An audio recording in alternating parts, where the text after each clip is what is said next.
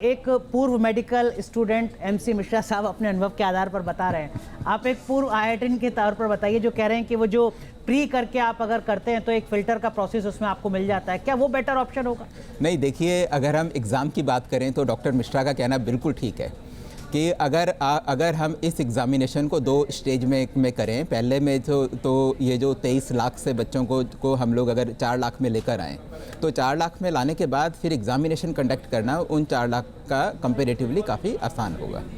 बिल्कुल ठीक बात है, लेकिन डॉक्टर मिश्रा एक पूरी लॉबी तो काम करती है ना सर। हम देखते हैं रिजल्ट आने के अगले दिन जिस तरीके से अखबारों में पूरे के पूरे पन्ने के विज्ञापन छपते हैं, हम ये भी देखते हैं कि किस कोचिंग इंस्टीट्यूट ने पेपर लीक से किसका तार जुड़ता हुआ नजर आ रहा है। इस तरीके के ढेरों मामले अलग अलग कॉम्पिटिटिव एग्जाम में पहले सामने आते रहे।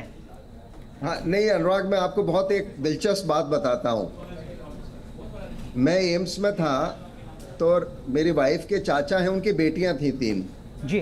तो वो कहने लगे कि एम्स में कोई कह रहा है हम इसका एमबीबीएस में एडमिशन करा देंगे, 4 लाख रुपए लगेंगे। ये मैं आज से 30 साल पहले की बात कर रहा हूँ। जी।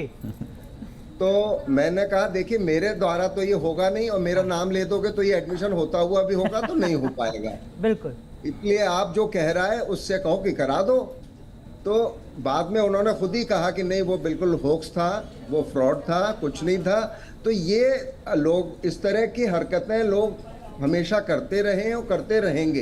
ये सोसाइटी है, समाज है, इसमें हर तरह के लोग होते हैं। एक बात जो कर सकते हैं, 100% मार्क्स आना कोई जुर्म नहीं है, कोई क्राइम नहीं है। ये क्या नाम है, मनोज बैठे हैं, इनको पता होगा कि जो सेट का एक एग्जाम होता है यूएसए का, मेरे बेटों ने भी दिया था वो, उसमें बहुत सारे लोगों के 100% मार्क्स आ जाते हैं, भारत के लोगों के। जी। तो ऐसा नहीं है कि इस तरह के एग्जाम में 24 लाख में से 67 लोगों के 100% नहीं आ सकते।